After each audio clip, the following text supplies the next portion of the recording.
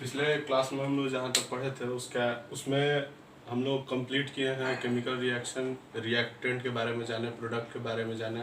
उसके बाद हम लोग फिजिकल चेंज, केमिकल चेंज के बारे में जाने थे। उसके आगे हम लोग का आया था कि केमिकल रिएक्शंस के कैरेक्टरिस्टिक्स कितने हैं। तो 5 कैरेक्टरिस्टिक्स हम आपको बताए थे, जिसमें 3 पिछले वीडियो में हम लोग कर चुके हैं। आज चौथा कैरेक्टरिस्टिक हम लोग डिस्कस करेंगे और वो है आपका चेंज इन टेम्परेचर। इससे पहले हम लोग डिस्कस कर चुके हैं change in colour, change in colour, evolution of gas, और एक था आपका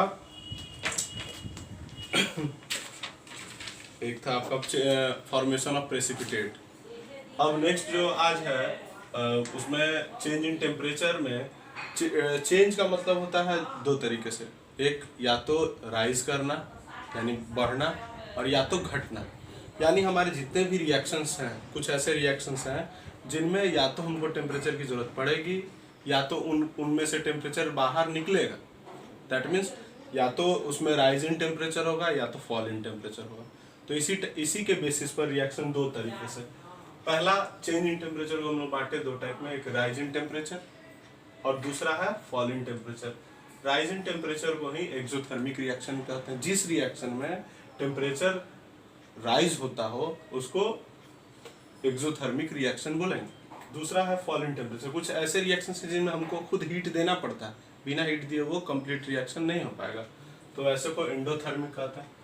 राइज इन टेम्परेचर वाले में heat is released, heat release हो, और इस वाले में हीट इज गेन्ड। दोनों का एक एग्जाम्पल जरा समझिएगा। CaO यानी कैल्शियम ऑक्साइड, इसको स्लेग लाइन भी बोलते हैं, sorry quick line, slag line नहीं क्विक लाइन, इसको क्विक लाइन भी बोलते हैं। जब वाटर डालते हैं तो ये बॉईल करना शुरू हो जाता है, आप लोग देखे भी होंगे कभी, तो बॉईल करना शुरू हो जाता है और ये बनता है CaOH2, यानी इसको लाइम वाटर भी बोला जाता है कभी कभी, और या कभी कभी इसी को स्लेग लाइन भी बोलते हैं।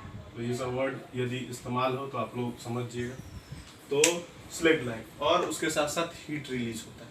तो ये हो गया आपका एक्सोथर्मिक का एग्जांपल। और एंडोथर्मिक यानी इसमें तो हीट की जरूरत पड़ेगी, तो इसका एक एग्जांपल बेरियम हाइड्रोक्साइड, BaOH2 मतलब बेरियम हाइड्रोक्साइड, और NH4Cl यानी कि अमोनियम क्लोराइड।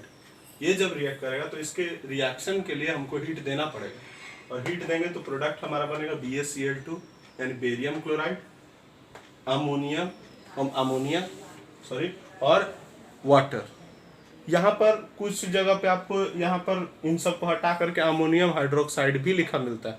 दोनों सही है, दोनों रिएक्शन, क्योंकि NH3 और H2O को फर्दर आप रिएक्ट करवाइएगा तो NH4OH बन जाएगा। तो यहाँ तक आपका हुआ ये चेंज इन टेम्परेचर। देखिए अगला जो हम लोग चौथा कैरेक्टरिस्टिक के बाद जो है वो 5वां कैरेक्टरिस्टिक हमारा चेंज इन स्टेट। स्टेट हम लोग जैसा पढ़े हैं जनरली, ऐसे तो 5 स्टेट्स ऑफ मैटर होते हैं, लेकिन हम लोग मेनली 3 की बात करेंगे, सॉलिड, लिक्विड और गैस। यहाँ पर आपको कुछ कंपाउंड्स हैं, आगे मैं बताऊंगा अगले वीडियोस में कि कुछ कंपाउंड्स हैं जो कि पानी के साथ मिले होंगे, उनको एक्वस बोलेंगे। वो आगे जहाँ आएगा फिर उसके बारे में हम लोग सॉलिड, लिक्विड, गैस के बारे में सोचेंगे। तो आपके सामने एक एग्जांपल हम लिखे हुए हैं चेंज इन स्टेट के लिए, कंबशन ऑफ वैक्स। यानी वैक्स को जब हम जलाते हैं तो वो शुरू में आप देखे होंगे लिक्विड स्टेट में चेंज कर रहा था, पहले वो सॉलिड स्टेट में था, फिर वो लिक्विड स्टेट में हो गया। कुछ उसके पोर्शंस वेपर भी बनते हैं। तो ये जो हमारा एक तरीके से जो कंबशन हुआ, ये जो कंबशन रिएक्शन हुआ, ये चेंज इन स्टेट को फॉलो करता है। अब बात है कि क्या जितने रिएक्शंस हैं वो केवल कोई ना कोई एक ही कैरेक्टर को मानेंगे? क्या ऐसा है? नहीं, कुछ ऐसे भी रिएक्शंस हैं जो या चेंजेस ऐसे हैं जिनमें एक, जो हम लोग 5 कैरेक्टर पढ़े उनमें से एक या एक से ज़्यादा भी दिख सकता है। जैसे फॉर एग्जाम्पल यदि हम लोग बात करें मोमबत्ती के जलने की, तो इसमें हम लोग एक तो पढ़े कि चेंज स्टेट होता है, दूसरा यदि वो मोमबत्ती जल रही होगी तो उससे कार्बन डाइऑक्साइड रिलीज भी हो रहा होगा, यानी कि इवोल्यूशन ऑफ गैस में भी हम लोग उसको रख सकते हैं। तो इस बात को कभी नहीं ये रखना है कि कोई भी रिएक्शन है तो उसमें केवल कोई एक ही कैरेक्टरिस्टिक होगा। हो सकता है कि वो एक से ज़्यादा भी कैरेक्टरिस्टिक शो करता है। हम्म, देखिए अगला जो है इस टॉपिक के बाद हम लोग का है केमिकल इक्वेशन। केमिकल इक्वेशन क्या है? तो हम लोग पढ़े हैं, मैथमेटिक्स में भी पढ़े हैं इक्वेशन क्या होता है। हम लोग देखें कि एक बहुत बड़ी बात लिखी हुई होती है, उसको हम लोग सिंबल के रूप में यूज़ करते हैं। जैसे यदि हम लोग 2x लिखते हैं, मैथ्स में थोड़ी सी बात करें तो ट्वाइस एक्स, यानी कोई भी टर्म एक्स होगा उसका ट्वाइस एक्स, तो उसको इतनी बड़ी बात को छोटे तरीके से लिखने के लिए इस्तेमाल किया जाता है। तो वैसा ही ये केमिकल इक्वेशन, ये क्या है? ये एक मेथड है। ये एक मेथड है हमारे केमिकल रिएक्शन को रिप्रेजेंट करने का। और कैसे रिप्रेजेंट करेंगे? With the help of symbols and फॉर्मूले। उस रिएक्शन में जो भी कंपाउंड है या एलिमेंट में भी हो सकता है, तो यदि एलिमेंट है तो उनके सिंबल्स, और उन सिंबल्स के हेल्प से कंपाउंड का फॉर्मूला लिख करके, और उससे हम लोग एक शॉर्ट हैंड रिप्रेजेंटेशन बनाते हैं। It is a short hand representation of chemical reaction. मतलब केमिकल रिएक्शन जो इतना लंबा लिख रहे हैं उसको लिखने की जरूरत नहीं है।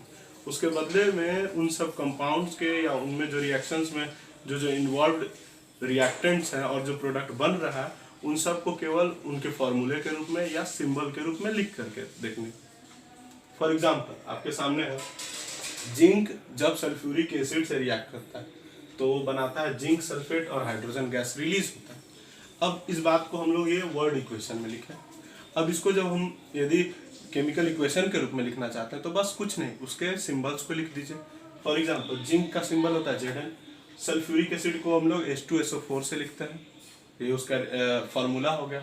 और फिर जिंक सल्फेट बना यानी ZnSO4, उस जिंक सल्फेट का फॉर्मूला हो गया। और साथ में रिलीज हुआ हाइड्रोजन गैस का फॉर्मूला हो गया H2।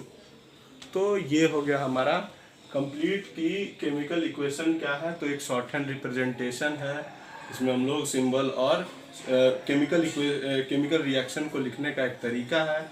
एक शॉर्ट हैंड रिप्रेजेंटेशन है, इसमें हम लोग सिंबल और फॉर्मूले का इस्तेमाल करते हैं, और इसे रिएक्शन को छोटा बना करके लिखा जाता है संकेत के रूप में, सिंबल के रूप में। देखिए उसके बाद है कुछ सिंबल्स के बारे में हम लोग जान लें। बीच में हम लोग देखते हैं कि रिएक्शन के बीच में एक तीर बना होता है। वो तीर क्या होता है? तो वो तीर बताता है रिएक्शन इन प्रोग्रेस, मतलब रिएक्शन हो रहा है या हो रहा होगा तो ये प्रोडक्ट बनाएगा, उसकी तरफ वो इशारा करता है एक तरीके से। या डायरेक्शन ऑफ रिएक्शन का डायरेक्शन है ना।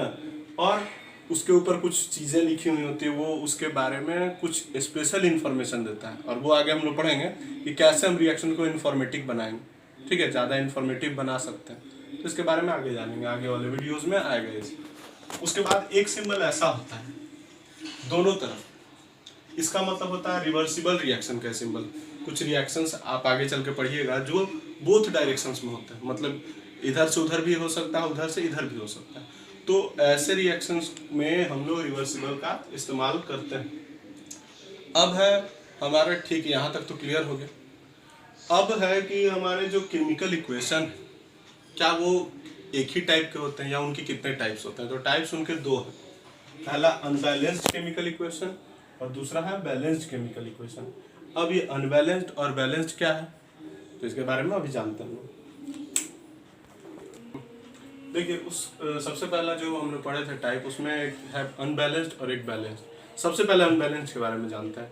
अनबैलेंस्ड, नाम ही है अनबैलेंस्ड। इसके अनबैलेंस्ड का मतलब क्या होगा? अनबैलेंस्ड का मतलब होगा कि हमारे पास कोई भी रिएक्शन में दो पक्ष है, दो टर्म्स, पहला है रिएक्टेंट और दूसरा है प्रोडक्ट। तो यदि रिएक्टेंट में और प्रोडक्ट में ईच एलिमेंट्स के एटम्स की संख्या बराबर नहीं, तो वैसे रिएक्शन को हम लोग बोलेंगे unbalanced chemical equation. Sorry, reaction नहीं, वैसे इक्वेशन को बोलेंगे अनबैलेंस्ड केमिकल इक्वेशन। इसमें रिएक्टेंट और प्रोडक्ट में ईच एंड एवरी एलिमेंट के एटम्स की संख्या बराबर नहीं होगी। इसके लिए एक एग्जांपल देखते हैं। H2 + O2 gives H2। हमें जानता है हाइड्रोजन और ऑक्सीजन मिलकर वाटर बनाता है। एक रिएक्शन हम लोग स्केलेटल फॉर्म में लिखती हैं ऐसे। अब इसमें जो हमारा एलिमेंट है, इन्वॉल्व एलिमेंट्स कौन कौन? हाइड्रोजन और ऑक्सीजन, इसको लिखे। यदि रिएक्टेंट में बात करें तो हाइड्रोजन के एटम की संख्या कितनी है? हाइड्रोजन के एटम की संख्या है 2 और ऑक्सीजन के भी एटम की संख्या है 2, जो हम लोगों ने लिखा। अब जब प्रोडक्ट के साइड की बात करते हैं, जब हम लोग प्रोडक्ट के साइड की बात कर रहे हैं, तो यही हाइड्रोजन के एटम की संख्या है 2, ठीक है, ये तो भाई बराबर है। लेकिन जब ऑक्सीजन की बात कर रहे हैं तो ऑक्सीजन के एटम की संख्या है 1, जो कि रिएक्टेंट के बराबर नहीं। तो ये क्या साबित कर रहा है कि इसमें जब बराबर नहीं है तो ये जो ये एग्जाम्पल, ये अनबैलेंस्ड केमिकल इक्वेशन का एग्जाम्पल हुआ। इसमें एटम की संख्या हर एलिमेंट की रिएक्टेंट और प्रोडक्ट में बराबर नहीं होती। अब देखिए, अब आगे है, हम लोग पढ़ चुके हैं अनबैलेंस्ड केमिकल इक्वेशन। अब उसी के जस्ट अपोजिट, उसके जस्ट अपोजिट में क्या होगा, बैलेंस्ड केमिकल इक्वेशन।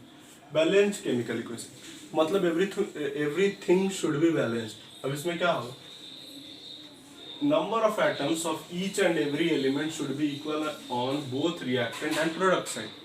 हर एक एलिमेंट, जितना भी एलिमेंट इसमें इन्वॉल्व हो रहा है इस रिएक्शन में, उनके एटम की संख्या रिएक्टेंट साइड और प्रोडक्ट साइड दोनों तरफ बराबर होनी चाहिए। मतलब मान लीजिए कि हाइड्रोजन रिएक्टेंट में 2 है तो प्रोडक्ट में भी 2 होना चाहिए, ऑक्सीजन यदि 2 है तो प्रोडक्ट में भी 2 होना चाहिए।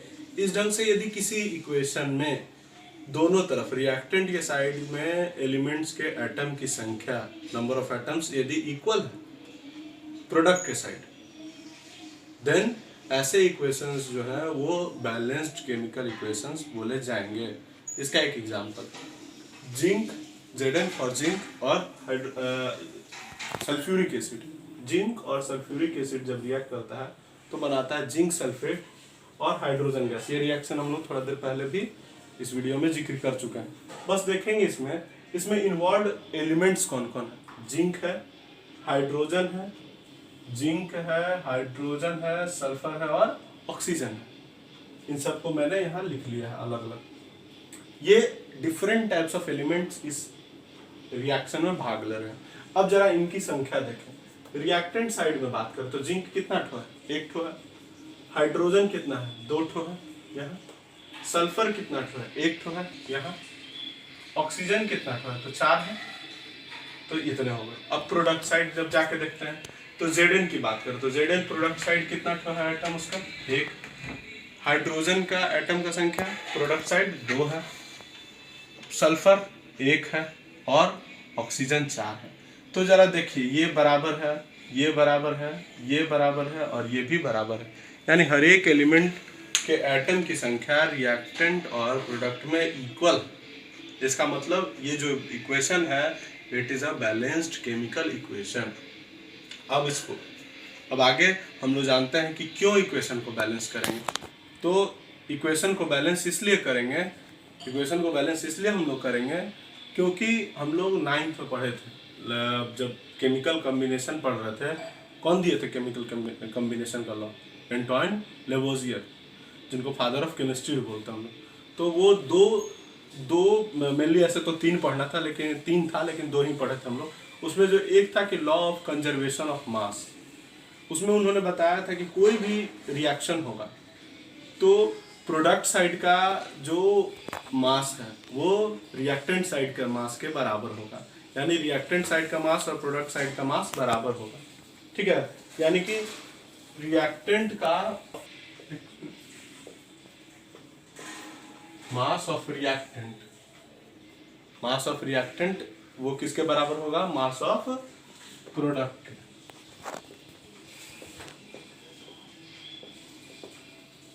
ये था law of conservation of mass, जो हम लोग 9th में पढ़ चुके हैं। Law of conservation of mass, इसके आधार पर बोला गया था कि जो मास ऑफ रिएक्टेंट है वो मास ऑफ प्रोडक्ट होना चाहिए। दैट मीन्स मैटर ना तो क्रिएट होगा ना तो डिस्ट्रॉय होगा। तो ऐसा कब होगा, जब हमारा रिएक्टेंट और प्रोडक्ट का साइड का मास जो है वो इक्वल होगा। तो कंजर्वेशन में हम लोग यही काम करते हैं, mass of reactant equal to mass of product. अब यदि हम लोग मास का संबंध देखें तो मास का संबंध सीधा सीधे किससे है, नंबर ऑफ एटम से। मान लीजिए जितना एटम रिएक्टेंट में है और यदि उतना ही एटम्स हर एक एलिमेंट का प्रोडक्ट में भी हो गया तो पक्की बात है कि दोनों का बराबर हो जाएगा मास।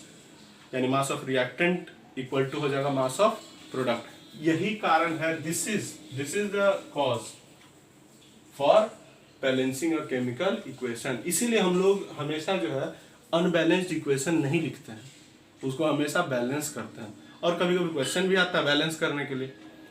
अभी आगे के कल के वीडियो में मैं आपको पूरा बताऊंगा उसी पर, balancing, how to balance a equation.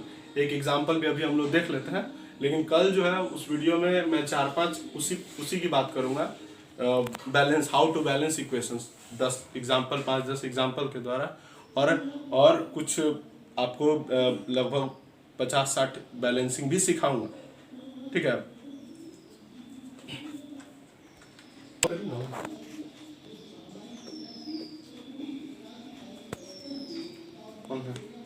देखिए एक रिएक्शन हमारे पास था H2 + O2 gives H2।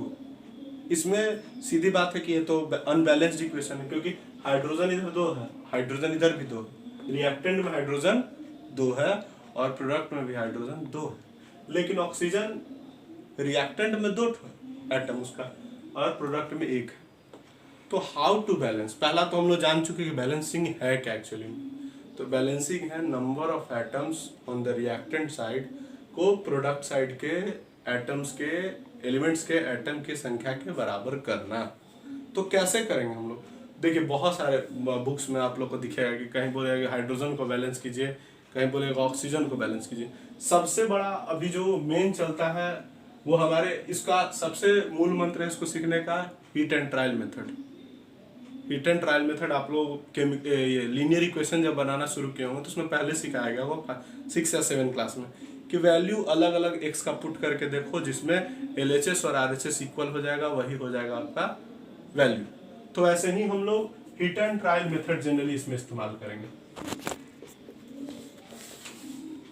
खुद से इनके आगे हम लोग डिजिट्स यूज करेंगे, कभी भी इसके फॉर्मूला में कुछ चेंज नहीं कर सकते हम लोग। No change in formula. Formula ये नहीं कि बैलेंस करने के चक्कर में यहाँ पे 2 लगा दे, ये नहीं होगा, ये गलत हो जाएगा। कभी भी फॉर्मूला से कोई छेड़छाड़ नहीं। जब भी हम कुछ लगा सकते हैं एटम या जो भी हम चेंज करना चाहें वो आगे लगाएंगे। और इसको बोला जो आगे जो हम लगाते हैं इसको बड़ा ही टफ नाम है, स्टोइकोमेट्रिक कोएफिशिएंट इसको बोला जाता है। मैथ्स में आप लोग पढ़े होंगे कोएफिशिएंट, उसी ढंग से जो ये आगे हम लोग बैलेंस करने के लिए यहाँ यूज करेंगे उसको बोलेंगे स्टोइकोमेट्रिक कोएफिशिएंट। अब यहाँ पे बात की जाए बैलेंस करने के लिए, तो सबसे पहला आप देखिए कि ऑक्सीजन यहाँ 2 है और यहाँ ऑक्सीजन 1 है। तो इस ऑक्सीजन को पहले हमारे दिमाग में आया कि हम बैलेंस करें सीधा, और कुछ दिमाग में नहीं आया। तो हम लोग ऑक्सीजन को बैलेंस करने के लिए क्या कर सकते हैं, यहाँ क्या लगाएंगे, 2 लगाएंगे। यहाँ पे हम लोगों ने 2 लगाया। अब ये 2 लगाने के बाद अब जरा देखेंगे कि क्या हुआ। यहाँ पर हमारा हाइड्रोजन हो गया 2 दूनी 4 और इधर हाइड्रोजन है 2 ही ठो। ऑक्सीजन तो हम बैलेंस कर दिए, लेकिन हाइड्रोजन इधर अब 4 हो गया, इधर हो गया हाइड्रोजन। तो अब हाइड्रोजन को 4 करना होगा, इस बार किस तरफ, रिएक्टेंट की तरफ। तो यहाँ हम 4 करने के लिए क्या कर सकते हैं, यहाँ 2 लगा दे, तो 2 दूनी 4। अब जरा पूरे रिएक्शन को अच्छे से देखें। हाइड्रोजन हमारा 4 रिएक्टेंट तरफ यदि मैं बात करूं तो रिएक्टेंट की तरफ की बात, रिएक्टेंट, और अब प्रोडक्ट साइड की बात। तो पहला H और O 2 हमारे पास एलिमेंट्स हैं जो इस रिएक्शन में भाग ले रहे हैं। हाइड्रोजन रिएक्टेंट साइड में 2 2 जा 4, ऑक्सीजन 2 इस तरफ आ जाइए प्रोडक्ट साइड। हाइड्रोजन 2 2 जा 4 और ऑक्सीजन 2 1 जा 2। अब ये हाइड्रोजन के भी एटम्स बराबर और ऑक्सीजन के भी एटम्स की संख्या बराबर हो गई। तो दैट मीन्स हम लोगों ने जो इक्वेशन था, कैसा इक्वेशन, अनबैलेंस्ड केमिकल इक्वेशन, उसको अब बैलेंस्ड केमिकल इक्वेशन बना लिया। नेक्स्ट जो कल का वीडियो आपको आएगा उसमें मैं आपको और भी बैलेंसिंग सिखाऊंगा, और बैलेंसिंग सिखाने के बाद 50-60 बैलेंसिंग आपको मैं दूंगा, बोर्ड पर भी दूंगा। आप लोग जो भी सब्सक्राइबर हैं या जो भी वीडियो देख रहे हैं उनको आपको लाभ मिलेगा और आप कंप्लीटली बैलेंसिंग सीख जाइएगा। बैलेंसिंग का मेरे हिसाब से सबसे बढ़िया तरीका है उसका प्रैक्टिस, जितना हम कर सके। प्रैक्टिस करते करते हमको खुद आदत हो जाएगी।